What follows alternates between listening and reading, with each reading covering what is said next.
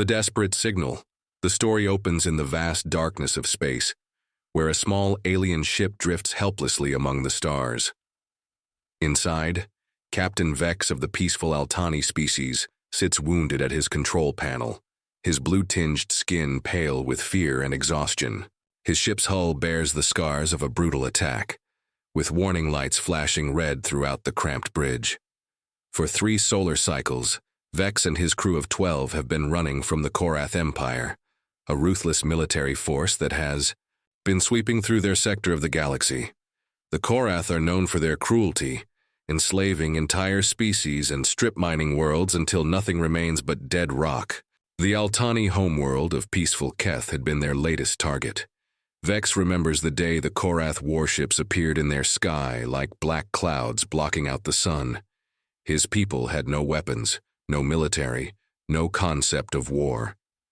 They were philosophers, artists and healers who had spent centuries perfecting the arts of peace.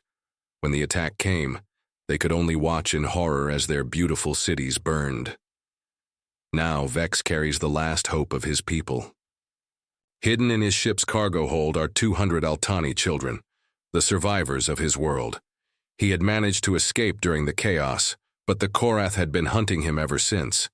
His ship is damaged, his fuel nearly gone, and his crew is dying from injuries sustained in their last encounter with Korath patrol ships.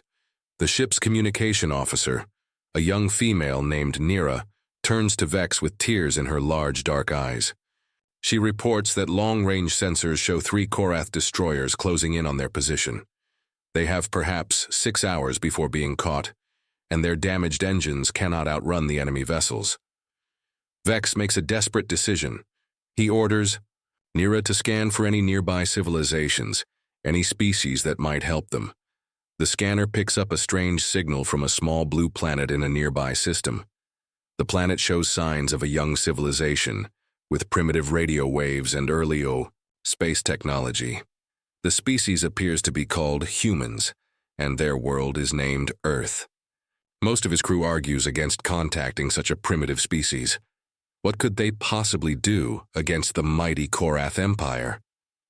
But Vex has heard old stories from traveling merchants, whispered tales about certain worlds throughout the galaxy. Worlds so harsh and deadly that they forge inhabitants into something different, something dangerous. As the Korath ships draw closer, Vex makes his choice. He records a desperate message explaining their situation, the fate of his people, and the location of the approaching enemy fleet. He broadcasts it toward the small blue world, knowing it may be their last act. The message travels through space at light speed, carrying with it the hope and desperation of a dying species. Unknown to Vex, his message will reach Earth during a routine monitoring session at the Deep Space Communications Center in Australia. Dr. James Carter, a veteran radio astronomer, is the first human to receive the alien transmission. As he listens to the translated message through the facility's advanced computers, his face grows pale. The message is clear. An innocent species is about to be destroyed by a galactic empire, and they are calling for help. Carter immediately contacts his superiors, and within hours, the message reaches the highest levels of Earth's governments. Military leaders, politicians, and scientists gather in emergency sessions around the world. Most dismiss the message as a hoax or some kind of test, but the technical analysis proves the signal's authenticity beyond doubt. General Robert Stone, head of the newly formed Earth Defense Initiative, listens to the alien plea with growing anger. His grandfather had fought in World War II, his father in Vietnam, and he himself had served in countless conflicts around the globe. The idea of an entire species being hunted like animals strikes something deep in his human soul. As the emergency meetings continue through the night, humanity faces its first contact with alien life. But instead of peaceful greetings or scientific exchange, they are confronted with a call for help against genocide. The message ends with coordinates and a desperate plea. We are the Altani of peaceful Keth. Our children are all that remain. Please, if anyone can hear this message, help us. We have nowhere left to run. Unknown to the aliens who sent the message, They have just made contact with a species that evolved on one of the galaxy's most dangerous worlds. They have reached out to a race that has turned warfare into an art form, that fights not just with weapons, but with a fury that comes from 4 billion years of evolution on a planet trying to kill them. The Deathworlders are about to answer. Their call, Earth's response. Within 12 hours of receiving the alien distress signal, every major government on Earth has been briefed. The message has been verified, re-verified, and analyzed by the world's top scientists and military experts. The conclusion is undeniable. Somewhere in space, innocent beings are being hunted to extinction by a hostile alien empire. President Lisa Hayes sits in the White House Situation Room, surrounded by military advisors and world leaders joining via secure video links. The room buzzes with tension as they debate humanity's first official contact with alien life. Some argue for caution, others for complete silence. But General Stone has a different proposal. "We're talking about children," Stone says, his voice cutting through the arguments. "Families running for their lives. If we ignore this, what does that make us?" He pauses, looking around the room. "Besides, they've already seen our planet. If this Korath Empire is as powerful as the message suggests, Earth might be their next target anyway." Dr. Emily Chen, Earth's lead xenobiologist, reviews the technical data extracted from the alien signal. The message contained detailed information about Korath technology, ship designs, and military tactics. Her analysis reveals something interesting. Despite their advanced technology, the Korath appear to rely heavily on fear and overwhelming force rather than tactical sophistication. Meanwhile, at military bases around the world, humanity's war machine begins to stir. The newly developed fusion-powered spacecraft, originally designed for Mars colonization, are being hastily retrofitted with weapons. The International Space Defense Program, created just 2 years earlier as a precaution against asteroid threats, suddenly finds itself preparing for interstellar warfare. Captain Mike Torres, commander of the ESS Vengeance, Earth's most advanced warship, receives his orders while conducting training exercises near Luna. His ship and 3 others like it represent humanity's cutting-edge technology: fusion engines, railgun batteries, and nuclear torpedoes. They were built to defend Earth from potential threats, but nobody expected the first threat to come from the stars. Back on the Altani refugee ship, Captain Vex watches his sensors with growing despair. The Korath destroyers are only 4 hours away now, and his ship's engines have finally failed completely. His people huddle together in the cargo hold, parents holding their children close as they wait for the inevitable. Nira approaches Vex with tears streaming down her face. "Captain," she whispers, "we're receiving a response to our distress call." Vex's heart leaps with hope, but Nira's expression remains grim. "It's from that primitive world, the humans." Vex rushes to the communication console and listens to the incoming message. The voice is strong and determined. Speaking in carefully pronounced Galactic standard, "This is Earth Defense Command responding to your distress signal. We have received your message and understand your situation. Help is coming. Hold your position and protect those children. Humanity is on the way." The message is followed by technical data that makes Vex's engineering officer gasp in surprise. The humans are transmitting detailed scans of the Korath ships, along with tactical analysis and suggested defensive maneuvers. Somehow, this primitive species has analyzed their enemy's technology and found weaknesses that the Altani never noticed.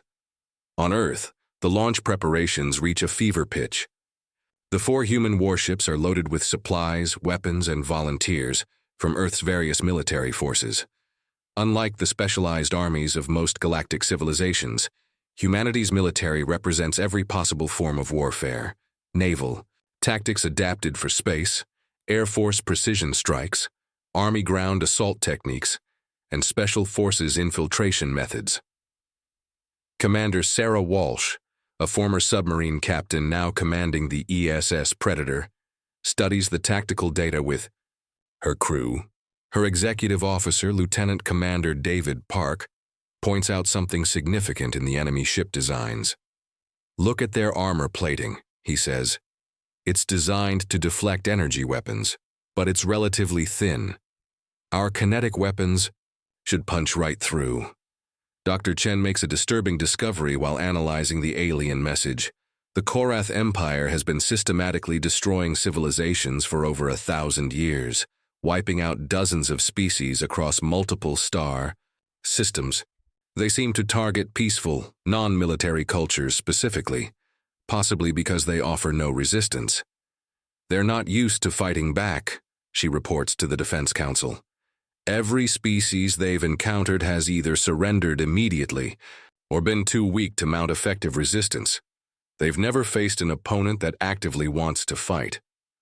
As the human fleet prepares for launch, General Stone addresses the combined crews via video link. His words are simple but carry the weight of humanity's history. For 4 billion years, life on Earth has survived by fighting. We've fought. The ice, the fire, the flood, and each other. We've turned warfare into a science and survival into an art.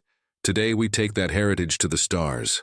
The 4 Earth warships launch simultaneously from different continents, their fusion engines lighting up the night sky like new stars. They carry with them humanity's first message to the galaxy. Earth protects the innocent, and Earth never backs down from a fight. The hunters meet the hunted 3. Korath destroyers glide through space like metallic sharks, their dark hulls bristling with energy weapons and boarding pods. Commander Thale, the lead Korath officer, sits on his command throne reviewing the hunt's progress with satisfaction. His species had perfected the art of galactic conquest over millennia, and this chase had been particularly entertaining. The Korath stand nearly 8 feet tall, with gray, chitinous skin and 4 arms ending in razor-sharp claws. Their society is built entirely around dominance and subjugation. They view other species as either resources to be harvested or obstacles to be eliminated. The concept of mercy is foreign to them, seen as a weakness that leads to extinction. Thale's tactical officer reports that the Altani ship has stopped moving, its engines clearly disabled. The refugees are trapped with nowhere to run. Standard procedure calls for destroying the ship immediately, but Thale prefers to board first and capture any survivors for the slave markets. Altani children, with their advanced healing abilities, bring high prices in the Outer Rim territories. "Bring us alongside," Thale orders, his mandibles clicking with anticipation. "Prepare boarding parties. I want any survivors taken alive." His crew moves efficiently, having performed this same operation hundreds of times before. The Korath Empire's expansion has been built on such routine brutality. On the Altani ship, Captain Vex watches the approaching destroyers with grim determination. The human message had given him hope, but it would take days for any rescue to arrive from such a distant world. His people have perhaps 30 minutes before the Korath boarding pods attach to their hull. Vex gathers his crew for what may be their final moment together. The Altani have no weapons, no combat training, no warrior traditions, but they do have something else. The desperate love of parents protecting their children. "We may not be fighters," Vex tells his people, "but we can buy time. Every minute we delay them is another minute for help to arrive." Suddenly, Nira's console erupts with new contacts on long-range sensors. 4 objects are approaching at incredible speed, far faster than anything in the Korath fleet. The energy signatures are unlike anything in their databases, primitive. Fusion technology pushed to impossible limits. Commander Thale notices the new contacts at the same moment. His tactical systems identify them as ships from the primitive world that had been transmitting earlier. He laughs, a harsh grating sound that echoes through his bridge. 4 ships against 3 destroyers? These primitives must be even more foolish than the Altani. The human fleet drops out of faster-than-light travel at the edge of the combat zone. Captain Torres aboard the ESS Vengeance immediately begins tactical assessment. The Korath ships are larger and more heavily armed than Earth's vessels, but they're also slower and seem to rely on brute force rather than maneuverability. "All ships, this is Vengeance Actual," Torres broadcasts to his fleet. "Remember the plan. Hit hard, hit fast, and keep moving. These bastards are used to hunting victims, not fighting soldiers. The human ships spread into attack formation, their railguns charging and torpedo tubes loading. Commander Thale orders his ships to turn and face the approaching humans. In his experience, primitive species either flee in terror when faced with Korath military might or make futile gestures of defiance before being easily destroyed. He expects this encounter to last perhaps 10 minutes. The first exchange of fire shatters that expectation completely. The ESS Predator, under Commander Walsh's command, opens the battle by launching a spread of nuclear torpedoes, while simultaneously firing its main railgun battery. The Korath shields, designed to deflect energy weapons, prove completely inadequate against kinetic projectiles traveling at significant fractions of light speed. The lead Korath destroyer staggers as tungsten penetrators punch through its armor, like paper, while nuclear warheads detonate against its hull. Thale watches in shock as his most powerful warship suffers catastrophic damage from the opening salvo. "Impossible," he snarls. "These are primitives. They shouldn't even have space. Flight." But his tactical officer's report is undeniable. The human weapons are crude but devastatingly effective, and their ships move with a precision that speaks of advanced tactical training. The human fleet doesn't fight like any opponent the Korath have encountered before. Instead of trading long-range shots, they close rapidly while maintaining constant movement. Their formation shifts and adapts like a living thing, each ship covering the others while seeking advantageous positions. Captain Torres pilots the Vengeance through a complex attack run that would have been impossible for the larger, less maneuverable Korath vessels. His ship's AI calculates firing solutions while compensating for extreme acceleration forces that would crush most alien species. Humans, evolved under Earth's heavy gravity and harsh conditions, barely notice the stress. The second Korath destroyer explodes in a brilliant fireball as the ESS Retribution's missiles find their mark. Commander Thale realizes with growing horror that his hunters have become the hunted. These primitives fight with a savagery and skill that his empire has never encountered. For the first time in Korath military history, one of their fleets is losing. Part 4. Deathworld Warriors, 770 words. The battle rages in the void between stars as the surviving Korath destroyer attempts to retreat. Commander Thale's ship limps away from the engagement, its hull breached in dozens of places and half its weapons destroyed. He cannot comprehend what has happened.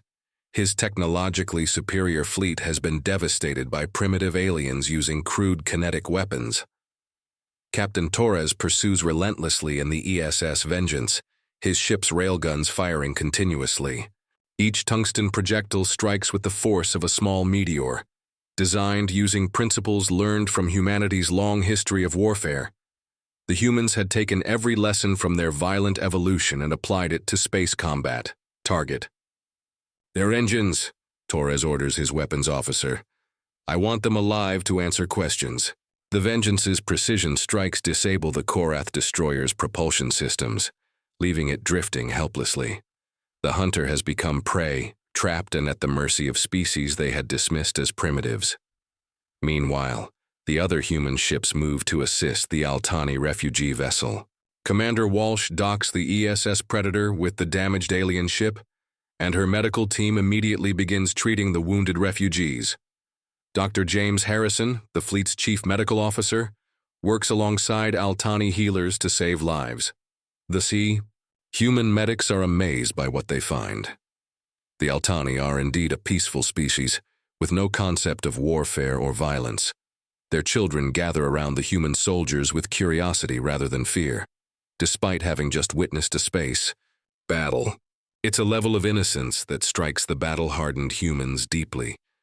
Captain Vex meets with Captain Torres aboard the Vengeance, his large eyes filled with gratitude and wonder. Through translation software, he struggles to express his people's debt to humanity. "You came so far," he says. "Your world is tiny compared to the Korath Empire. Why would you risk everything for strangers?" Torres considers the question carefully. How does he explain 4 billion years of evolution, countless wars, and the human instinct to protect the innocent? Because it was the right thing to do, he finally answers. And because bullies need to be stopped wherever they are. On the disabled Korath destroyer, human marines board to secure prisoners and intelligence. The Korath soldiers, despite their fearsome appearance, surrender quickly when faced with human close-quarters combat specialists.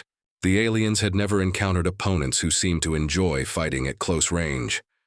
Sergeant First Class Maria Rodriguez leads the boarding party, her powered armor allowing her to match the larger aliens in physical strength. The Korath warriors, accustomed to terrorizing unarmed civilians, prove surprisingly ineffective against trained human soldiers who fight back with tactical precision and controlled aggression. The intelligence gathered from the Korath ship is disturbing. Commander Thale's personal logs reveal the true scope of the Empire's crimes. Dozens of species wiped out, entire worlds strip-mined to extinction, millions of sentient beings enslaved or killed. The Altani were just the latest victims in a campaign, genocide spanning centuries. Dr. Chen, monitoring the intelligence reports from Earth, makes a crucial discovery. The Korath Empire has grown soft through easy conquests. They've never faced serious resistance, never been forced to adapt their tactics, never encountered opponents who actually wanted to fight. Their technology is advanced, but their military doctrine is obsolete. Back on Earth, the successful rescue operation has galvanized human leadership. President Hayes addresses the United Nations in an emergency session, her words broadcast to every nation. Today, humanity took its first step into the galactic community. We did not go in peace, we went in fury, answering the cry of innocence. This will not be our last intervention. The Altani refugees are transported to Earth aboard the human vessels, becoming the first alien visitors to humanity's homeworld. Their arrival marks a turning point in human history, but also reveals Earth's true nature to the galaxy. The planet that had seemed small and primitive from space reveals itself as something far more dangerous. General Stone establishes communication protocols with other species throughout the local galactic region. The message is simple and clear. Earth now stands as protector of peaceful civilizations. Any aggressor targeting innocent species will face humanity's wrath. The rescued Altani children adapt quickly to Earth's environment, their natural healing abilities helping them recover from trauma. But they also begin to understand something about their rescuers that even the humans don't fully realize. Earth isn't just a dangerous world. It's actively hostile to life, constantly trying to kill its inhabitants through natural disasters, predators, diseases, and climate extremes. Humans don't see themselves as exceptional because they've never known anything else. To them, surviving earthquakes, hurricanes, volcanic eruptions, ice ages, and countless other disasters is simply normal life. They've been shaped by 4 billion years of evolution on a world that kills the weak and forges the survivors into something unprecedented. Commander Thale, imprisoned aboard the Vengeance, finally understands what his empire has awakened. These aren't primitives. They're apex predators from a death world, and they've just discovered that the galaxy is full of prey species in need of protection. The Korath Empire is about to learn what happens when the hunted become the hunters. The Deathworlders rise. 6 months after the first contact, Earth has transformed from an isolated world into the hub of a growing alliance. The Altani refugees have shared their knowledge of galactic civilization, star maps, and most importantly, the locations of other species threatened by the Korath Empire. Humanity's response has been swift and decisive. The Earth Defense Fleet has expanded from 4 ships to 40, with more launching every week. Human shipyards work around the clock, applying lessons learned from captured Korath technology while maintaining their own tactical advantages. The fusion-powered vessels, bristling with railguns and missile batteries, have become a feared sight throughout the galaxy. Captain Torres, now promoted to Admiral, commands the growing fleet from the flagship ESS Retribution. His bridge crew includes both humans and Altani, working together to coordinate rescue operations across multiple star systems. The partnership has proven remarkably effective, Altani knowledge combined with human tactical expertise creates an unstoppable force. The High D. Korath Empire's response has been predictably brutal. Unable to comprehend defeat, they have accelerated their genocide campaigns, hoping to eliminate potential allies before the humans can reach them. But this strategy has backfired spectacularly, only serving to fuel humanity's anger and determination. News. Reports from Earth show massive public support for the galactic intervention. The revelation that innocent species were being systematically exterminated has united humanity in a way nothing else ever has. Defense contractors work overtime, volunteers flood recruitment centers, and Earth's entire industrial capacity has been redirected toward the war effort. Dr. Chen, now serving as Earth's first xenological advisor, has discovered something remarkable in her studies of galactic civilizations. Most intelligent species evolved on relatively stable worlds with few natural disasters or predators. They developed technology through cooperation and peaceful advancement, never experiencing the constant survival pressure that shaped humanity. We're not just from a death world, she explains to the Galactic Alliance Council, a growing group of species that have joined Earth's protective coalition. We're from the death world. Earth doesn't just have dangerous animals or harsh weather. It has everything. Predators, diseases, natural disasters, climate changes, asteroid impacts, volcanic eruptions, ice ages, and more. No other known world comes close to Earth's hostility toward life. This revelation has profound implications. Human soldiers don't just fight well. They're literally evolved for warfare, shaped by billions of years of survival challenges that would devastate other species. Their reaction speed, endurance, aggression, tactical thinking, and ability to function under extreme stress are all products of Earth's lethal environment. The Korath Empire finally begins to understand what they're facing when a human fleet intercepts their main battle group near the Centauri sector. The engagement lasts less than 2 hours and results in the complete destruction of 50 Korath warships. Not a single human vessel is lost. The battle footage, broadcast throughout the galaxy, shows the true nature of human warfare. Their ships move like living predators, coordinating attacks with precision that borders on telepathic. When Korath vessels are disabled, human marines board them with a savagery that terrifies even hardened military observers from other species. But it's not just the violence that shocks the galaxy. It's the controlled nature of that violence. Humans can turn their aggression on and off like a switch, becoming gentle healers one moment and deadly warriors the next. They show mercy to those who surrender, but absolutely no quarter to those who harm innocents. Commander Thale, still imprisoned but now serving as an unwilling intelligence source, watches the battle reports with growing despair.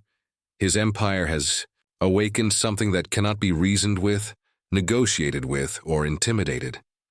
The humans fight not for conquest or resources, but for the protection of the weak, a motivation the Korath cannot understand or counter. The tide of war turns decisively when Earth's allies begin adopting human military tactics. Species that had never known warfare suddenly find themselves capable of defending their homes. The Altani, inspired by their human protectors, form their own defense forces. Even peaceful civilizations learn to fight when taught by Deathworld instructors. The final battle takes place at Korath Prime, the Empire's homeworld. The combined human-alien fleet, now numbering in the hundreds of ships, faces the Empire's last desperate stand. The planet's orbital defenses seem impregnable, but human tactical doctrine has an answer for everything. Admiral Torres leads the assault personally, his flagship diving through the defensive grid like an arrow through paper. The battle cry echoing across all human frequencies is simple: for the children of peaceful Keth. The Korath Empire, which had terrorized the galaxy for over 1,000 years, falls in a single day. Their surrender is broadcast to every world they had threatened, their military might broken by a species they had dismissed as primitives. In the aftermath, as the galaxy begins to heal from centuries of Korath oppression, a new reality emerges. Earth stands as the guardian of galactic peace, its Deathworld warriors ready to answer any cry for help. The age of easy conquest is over. The Deathworlders have risen, and the galaxy will never be the same.